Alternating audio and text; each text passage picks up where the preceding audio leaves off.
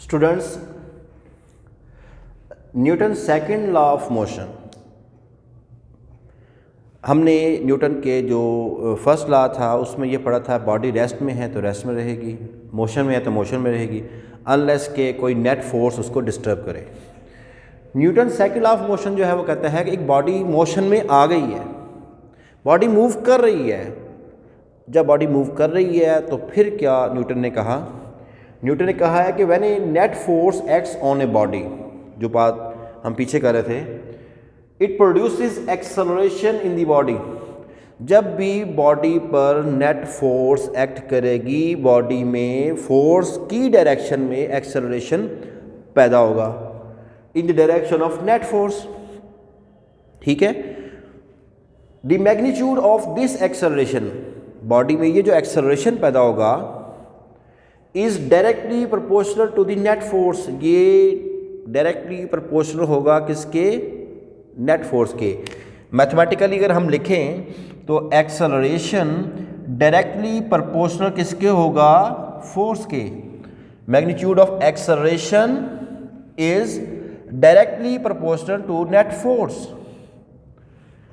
अब ये proportionality sign है, ये डायरेक्टली, इसको हम डायरेक्टली प्रोपोर्शनल किस सेंस में कहेंगे? ये समझते हैं कि आया एक्सेलरेशन और फोर्स जो है ये एक दूसरे के डायरेक्टली प्रोपोर्शनल है कि नहीं है। लेट्स सपोज मैं यहाँ पर एक कार बनाता हूँ,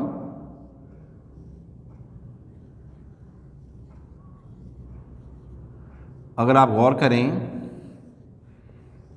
मैंने यहाँ पर दो कारें बनाई हैं, एक छोटी जिसका मैस कम है और एक जो है जिसका मैस ज़्यादा है। यहाँ सिंपल कहते हैं हमें फोर्स की बात करनी है तो सेम साइज़ की ले लेते हैं, वो मैस के अंदर डिस्कस करेंगे इसको।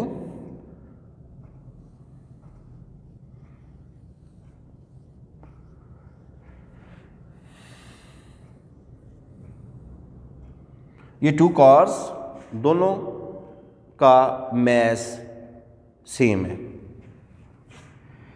एक कार्स के ऊपर फोर्स हम लगाते हैं 100 न्यूटन, दूसरी पे फोर्स लगाते हैं 200 न्यूटन।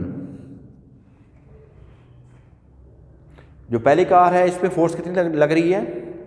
100 न्यूटन, दूसरी में 200 न्यूटन। तो किस कार में एक्सेलरेशन ज़्यादा पैदा होगा? डेफिनेटली जिसके ऊपर ज़्यादा फोर्स लग रही है वो ज़्यादा तेज़ी के साथ उसमें एक्सेलरेशन पैदा होगा, जिसमें कम फोर्स लग रही है उसमें एक्सेलरेशन कम पैदा होगा। समझने के लिए, कार के अंदर बैठे हुए हैं, एक्सेलरेटर के ऊपर अगर आप अपने पाँव से इसको जो है जेंटली प्रेस करते हैं तो कार स्मूथली आगे की तरफ बढ़ती है। आप थोड़ा सा स्ट्रॉन्ग, आप फोर्स ज़्यादा लगा के अब एक्सेलरेटर के ऊपर पाँव दबाते हैं तो क्या होगा? कार बहुत तेज़ी के साथ मूव करेगी। इसी तरीके से स्टूडेंट्स, आप बाइक चलाते हैं ज़्यादातर, तो जब आप एक्सेलरेटर उसको आहिस्ता, फर्स्ट गियर में, सेकंड गियर में आहिस्ता आप उसको मूव कराते हैं तो क्या होता है कि आपकी बाइक जो है वो स्लो मूव करती है। आप बहुत तेज़ी के साथ घुमाते हैं एक्सेलरेटर को तो क्या होगा? आपकी बाइक बहुत तेज़ी के साथ निकलेगी। तो क्या हुआ? अगर हम फोर्स को बढ़ाते हैं तो एक्सेलरेशन भी बढ़ता है। फोर्स को अगर हम कम करते हैं तो एक्सेलरेशन जो है वो भी कम होगा। तो कोई से दो ऐसे वेरिएबल्स जिनके दरमियान आप रिलेशनशिप को पढ़ रहे हैं, उनमें से अगर एक वेरिएबल को बढ़ाते हैं दूसरा भी बढ़ जाता है, एक वेरिएबल को कम करते हैं दूसरा भी उसके कॉरस्पॉन्डिंग कम हो जाता है, तो ऐसी रिलेशनशिप को कहते हैं डायरेक्टली प्रोपोर्शनल। क्या कहते हैं? Directly proportional. तो ए एक्सेलरेशन जो बॉडी में प्रोड्यूस हो रहा है वो, और फोर्स डायरेक्टली प्रोपोर्शनल है। सेकंड बात जो उसने की यहाँ पर वो क्या है कि acceleration and acceleration inversely proportional to its mass. A inversely proportional to mess.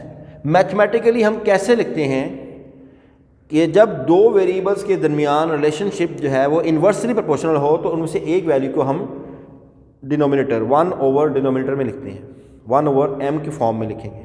ठीक है, अब इस चीज़ को समझते हैं। लेट्स सपोज कि हमारे पास जो दो कार हैं इनमें से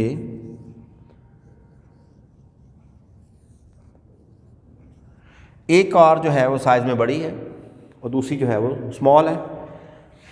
इस पे 100 न्यूटन फोर्स लग रही है, इस कार के ऊपर भी जो फोर्स लग रही है F वो कितनी है 100 न्यूटन।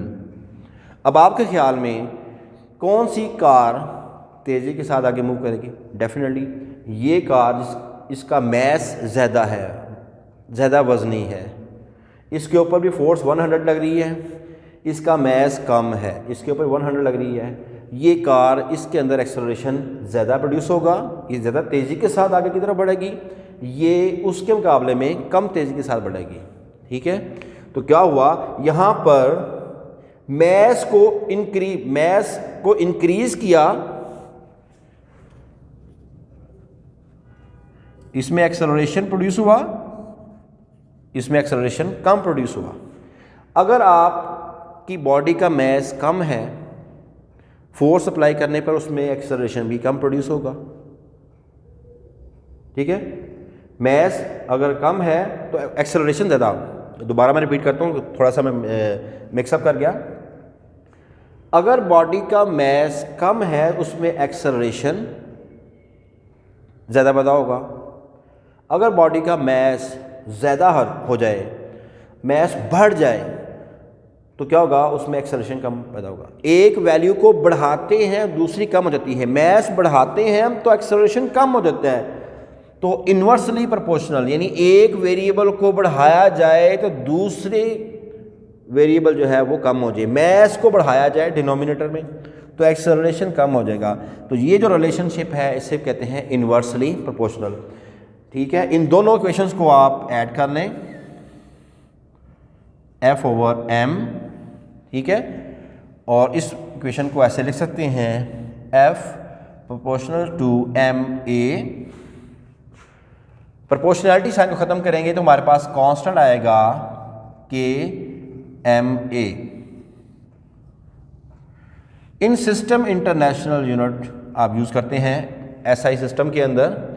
अगर बॉडी के ऊपर फोर्स 1 न्यूटन लग रही हो, उसका मैस 1 kg हो और एक्सेलरेशन 1 मीटर पर सेकंड स्क्वायर का प्रोड्यूस हो रहा हो, तो ये वैल्यूज यहाँ पुट करें।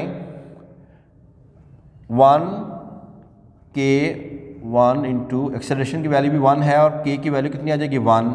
ये K की वैल्यू 1 जो है इस अबव इक्वेशन में पुट करते हैं तो F is equal to 1 into ma और F is equal to ma। ये हमारे पास Newton second law of motion की मैथमेटिकल फॉर्म आ गई।